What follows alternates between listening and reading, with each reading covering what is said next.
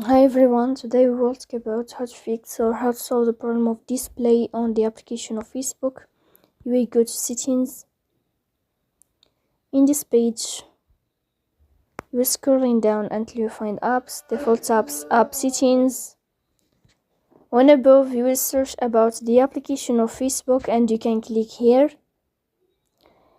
Then in this page of app info, you can click on first stop and you can click OK.